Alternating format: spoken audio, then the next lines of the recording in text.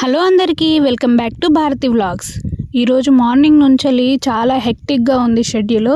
కానీ ఇందులో మంచి విషయం ఏంటంటే మేము ఈరోజు దొండకాయ మా ఇంట్లో పండించిన ఆర్గానిక్ దొండకాయను అయితే వండబోతున్నాం అన్నమాట. ఈ దొండకాయలో ఉండే లక్షణాలు ఏంటో తెలుసా, ఎన్ని బెనిఫిట్స్ ఉన్నాయో తెలుసా. రక్తహీనత ఉన్న వాళ్ళు మూడు పచ్చి దొండకాయలు తింటే రక్తహీనత నుంచి బయటపడొచ్చట. ఇందులో బీటా కెరోటిన్తో పాటు B1, B2, B3, B6, B9 మరియు కాల్షియం, మెగ్నీషియం, జింక్, పొటాషియం ఇంకా సోడియం వంటి చాలా ఖనిజ లక్షణాలు ఈ దొండకాయలో అయితే ఉన్నాయి. సో దొండకాయ చాలా మంచిదన్నమాట హెల్త్కి. ఈరోజు మేము శీతల పండుగ జరుపుకుంటున్నాం. సో ఎర్లీ మార్నింగ్ డాడీ అయితే స్కూల్కి వెళ్తున్నాడు. అందుకని స్పెషల్గా డాడీ కోసం అయితే టిఫిన్ రెడీ చేసి డాడీ మార్నింగ్ తినేసి వెళ్ళేటట్టు అరేంజ్ చేస్తున్నాం అన్నమాట. మధ్యాహ్నం వరకు శీతల పండుగకు కావాల్సిన అన్నీ మనం అరేంజ్ చేసేసి తర్వాత మధ్యాహ్నం ఫ్రెష్ అప్ అయ్యి డాడీ వచ్చే టైంకి ఫ్రెష్ అప్ అయి ఉంటే తర్వాత పండుగ జరుపుకోవచ్చు. ఇది అన్నమాట ఈరోజు ప్లాన్. ఈరోజు షెడ్యూల్ బాగా టైట్గా ఉంది కాబట్టి నేను కూడా అమ్మకి హెల్ప్ చేశాను. ఈరోజు కర్రీ నేనే వండాను, అది కూడా అమ్మ స్టైల్లో. అమ్మ పచ్చిమిరపకాయలు బాగా యూజ్ చేస్తుంది.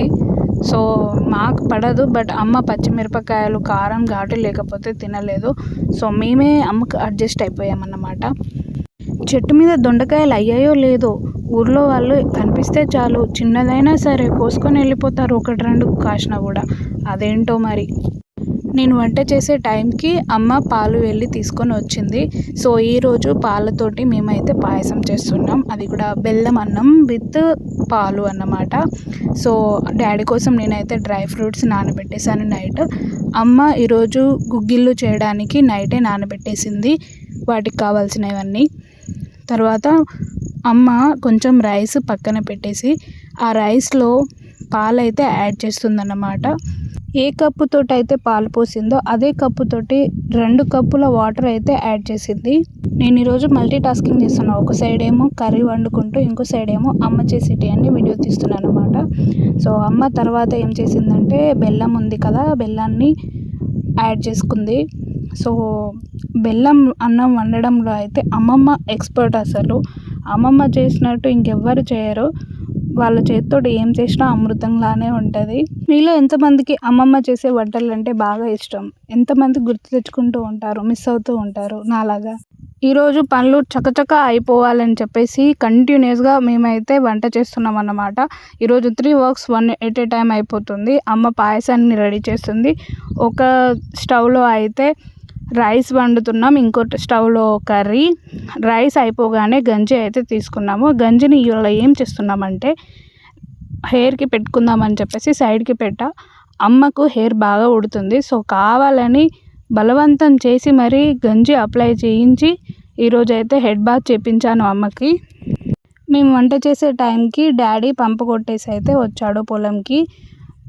పంపు కొట్టిన మందు మిగిలిపోయిందేమో, ఇంటి ముందు వచ్చి గడ్డి పెరగకుండా ఇక్కడ కూడా పంపు కొడుతున్నాడు.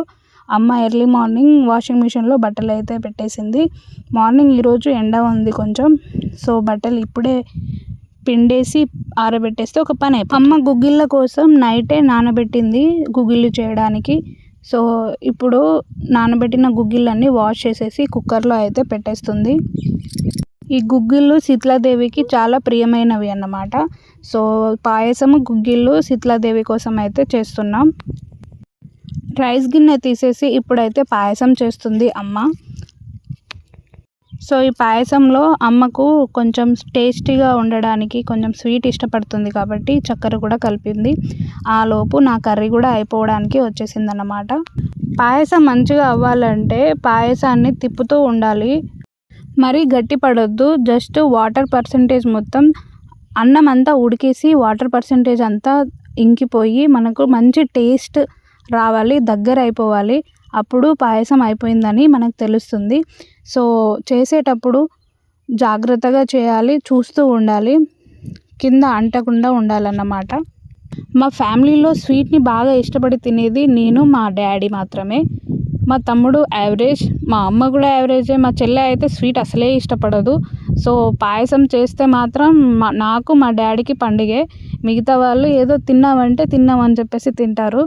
నేను కర్రీ మొత్తం అయిపోయిన తర్వాత అమ్మ ఒకసారి టేస్ట్ చూసి ఉప్పు సరిపోయిందో లేదో చూశాక సరిపోకపోతే ఉప్పు యాడ్ చేసి మళ్ళీ కలిపేసింది.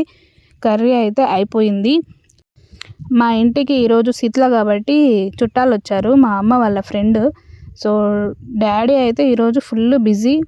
అటు వర్క్ పరంగా ఇటు డాడీని పిలిచే వాళ్ళు చాలా ఎక్కువ మంది అయిపోయారు. వాటర్ వస్తున్నాయని చెప్పేసి అమ్మ అయితే హౌస్ అంతా కడిగి వాటర్ నింపింది, బట్టలన్నీ ఆరబెట్టేసింది. ఇంకా ఈరోజు వచ్చేసి మనకు అన్ని ఐటమ్స్ అయితే రెడీ అయిపోయింది. డాడీ తినడానికైతే వచ్చాడు. డేట్స్ అన్నీ తినేసిన తర్వాత స్వీట్ అయితే కొంచెం తినేసి టిఫిన్ బాక్స్ వేసుకొని వెళ్ళిపోయాడన్నమాట. తర్వాత అమ్మ మెల్లగా ఫ్రెష్ అప్ అయ్యి నేను అమ్మ ఇద్దరం తినేసాం.